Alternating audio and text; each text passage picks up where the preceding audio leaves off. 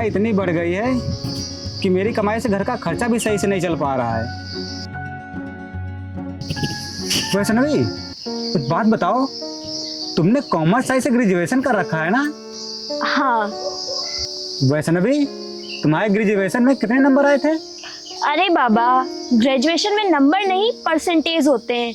और तुम्हें पता है मेरे ग्रेजुएशन में 95% आए थे। ये लो, तुमने इतनी पढ़ाई कर रखी है और मुझे बताया भी नहीं। वैष्णवी, अगर तुम पढ़ाई करोगी तो हो सकता है तुम्हें कोई अच्छी सी नौकरी मिल जाए, क्योंकि पढ़ने में तुम बहुत तेज हो। और आज से तुम घर का काम कुछ भी नहीं करोगी, घर का सारा काम मैं करूँगा। तुम सिर्फ पढ़ाई करोगी, पढ़ाई पे पूरा ध्यान दोगी, ठीक है? यार वैष्णवी, अगर पढ़ लिख के तुम कुछ बन गई या फिर तुम्हारी सरकारी नौकरी लग गई, यार हमारी तो गरीबी दूर हो जाएगी, हमारे अच्छे दिन आ जाएंगे। इसलिए तुम घर का काम कुछ भी नहीं करोगी, तुम सिर्फ पढ़ाई करोगी। घर का काम जो भी होगा उस सब मैं करूँगा, तुम सिर्फ पूरा ध्यान अपनी पढ़ाई पर रखोगी। तो इसलिए भी तुम समझ रही हो ना मैं क्या कह रहा हूँ? तुम करोगे ना ये काम? लेकिन इतने पैसे आएंगे कहाँ से? तुम्हें पता भी है पढ़ाई में कितना पैसा लगता है, और तुम्हारी कमाई इतनी है कि उसमें घर का खर्चा तो ढंग से चल नहीं पाता है। तुम उसकी टेंशन ना लो, वो सब मैं देख लूँगा, तुम सिर्फ पढ़ाई करो। लेकिन इतने पैसे आएंगे कहाँ से?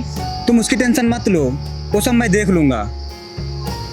अच्छा ये बताओ, ये सरकारी नौकरी के लिए कौन कौन सी पढ़ाई करनी पड़ती है? बहुत सारे कोर्सेज है, यूपीएससी है, नीट है। हाँ, ये यूपीएससी, इसकी तैयारी करो तुम। कल ही मैं तुम्हें एडमिशन कराने ले चलूँगा, ठीक है? ठीक है, जैसी तुम्हारी मर्जी। वैष्णवी, ये तुमने बहुत अच्छा काम किया, और आज के बाद तुम मन लगा के यूपीएससी की पढ़ाई करो। अगर तुम्हें नौकरी लग गई तो हमारी गरीबी हमेशा हमेशा के लिए दूर हो जाएगी। अच्छा ठीक है, मैं कुछ पैसों का इंतजाम करके आता हूँ, ठीक है?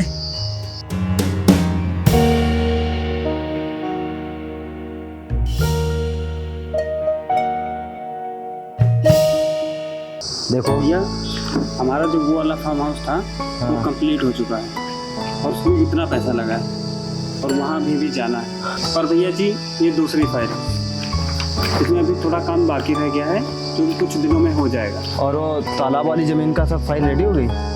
हाँ, हो रही है, हो जाएगी वो भी कुछ दिन में। नमस्ते मालिक। नमस्ते। बोल सूरज, कैसे आना हुआ? मालिक, वो मुझे 30,000 रुपये की ज़रूरत है। 30,000? इतने पैसों का क्या करेगा तू? मालिक, वो मुझे ज़रूरी काम है, इसलिए मुझे पैसों की ज़रूरत है। ठीक है, हम तुझे 30,000 रुपये दे देंगे, लेकिन उस पर हर महीने 15% का ब्याज लगेगा। बोल दे पाएगा? ठीक है मालिक, मैं दे दूंगा, बस आप मुझे पैसे दे दीजिए। ठीक है फिर। और हाँ, टाइम पे ब्याज मिल जाना चाहिए। अंकित, इसे पैसे दे दो। ठीक है।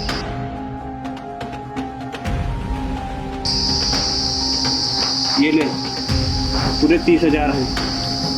और हाँ, अपनी बात याद रखना, पैसे और ब्याज टाइम पे मिल जाना चाहिए। ठीक है मालिक, मैं चलता हूँ। वो फाइल निकालो, और वो जो ज़मीन के कागज़ है ना, वो मुझे दिखाओ ज़रा। लाओ।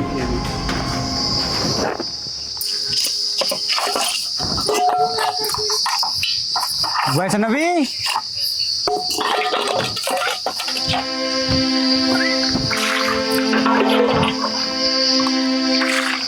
वैष्णवी,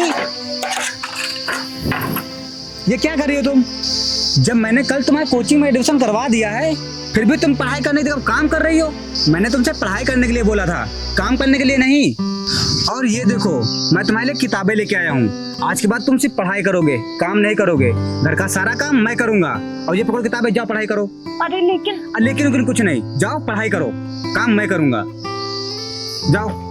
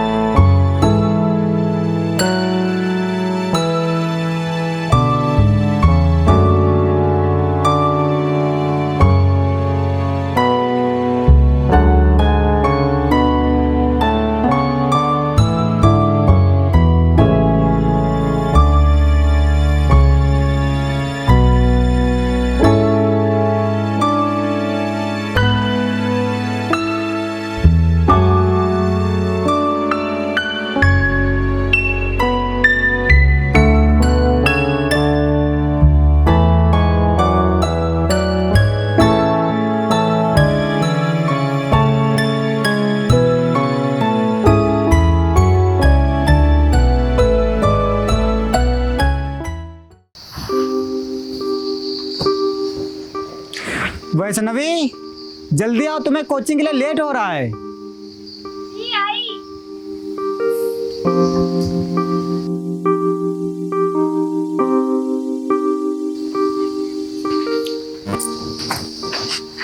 चलो वैष्णवी, तुम मन लगा के पढ़ाई करना। जैसे जी। कॉलेज में टॉप किया था, इस बार तुम्हें कोचिंग में भी टॉप करना है। जी ठीक है। अच्छा ये बताओ, तुम्हारी छुट्टी कितने बजे होती है? 5 बजे। अच्छा ठीक है, तब मैं तुम्हारी छुट्टी टाइम लेने आ जाऊंगा। जी।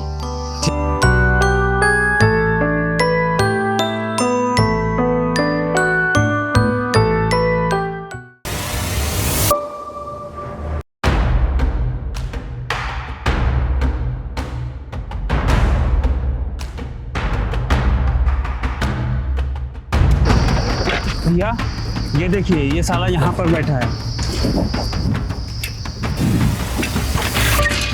अबे साले, मैं तुझे न जाने कहाँ कहाँ ढूंढाया और तू यहाँ पे बैठा है। तूने 6 महीने का टाइम मांगा था और 6 महीने पूरे हो गए। बोल मेरे पैसे कब देगा? अब तुझे 1 दिन का भी समय नहीं मिलेगा। मुझे मेरे पैसे आज ही चाहिए, अभी। बोल। मालिक अभी मेरे पास पैसे नहीं है, मेरे पास जैसे ही पैसे होंगे मैं आपको दे दूंगा। अबे जब तू ब्याज नहीं दे पा रहा है तो सारे पैसे एक साथ कैसे देगा? जब तेरी औकात नहीं थी पैसे देने की तो तूने पैसे लिए ही क्यों थे? मालिक ये सब मुझ पे छोड़ दीजिए, मैं कैसे भी करके आपके सारे पैसे दे दूंगा। बस मुझे 2-4 महीने का और समय दे दीजिए, फिर मैं आपके सारे पैसे दे दूंगा। अब तुझे कोई भी समय नहीं मिलेगा, बहुत दिन हो गए। मुझे मेरे पैसे 2 दिन के अंदर अंदर चाहिए, वरना तेरे लिए अच्छा नहीं होगा। सुन लिया ना? सिर्फ 2 दिन, सिर्फ और सिर्फ 2 दिन। अब तुझे कहाँ से लाने हैं, कैसे लाने हैं, तू जान। चलिए भैया।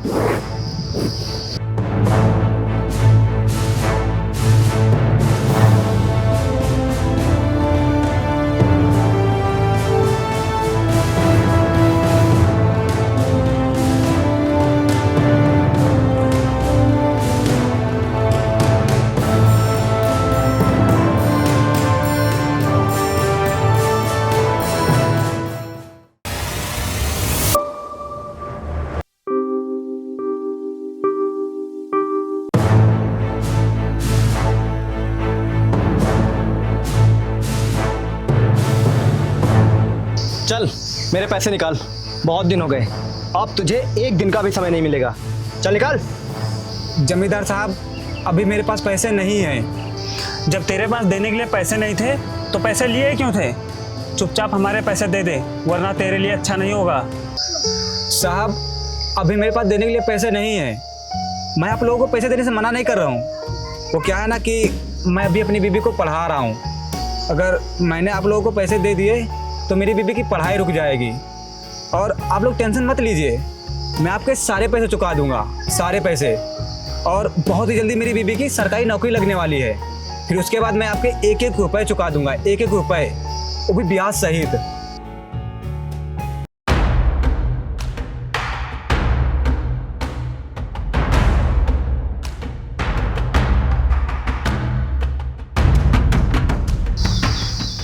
अबे गरीब, तो इतना गरीब होकर भी इतनी खूबसूरत बीवी पा गया। इधर आ, देख तेरे लिए एक ऑफर है। क्या? तू अपनी बीवी को 1 रात के लिए मेरे यहाँ भेज दे, तेरा सारा कर्जा माफ हो जाएगा। ठाकुर साहब तुम्हारी हिम्मत कैसे हुई मेरी बीबी के बारे में ऐसा बोलने की? बोलो। साले गरीब, तेरी इतनी हिम्मत, तू मेरे भाई पे हाथ उठाएगा? ये क्या किया तुमने? साला गरीब। सूरज, सूरज, सूरज, क्या हुआ तुम्हें? सूरज, सूरज, सूरज, क्या हुआ तुम्हें? सूरज।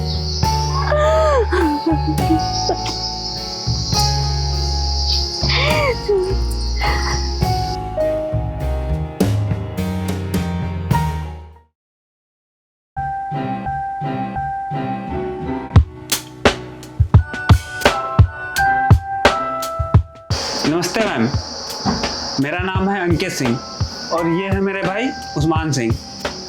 मैम आपसे पहले जो IAS अफसर आए थे उन्होंने मेरा टेंडर पास कर दिया था, लेकिन आप जब से आई हैं आपने मेरा टेंडर रोक दिया है। चलिए छोड़िए मैम, हम आपसे रिक्वेस्ट करते हैं आप हमारे टेंडर को फिर से चालू कर दीजिए, क्योंकि हम लोग बहुत अच्छे इंसान हैं और हमारी इस एरिया में बहुत ही मान और मर्यादा है। ये लीजिए मैम, आप इस डॉक्यूमेंट पर साइन कर दीजिए।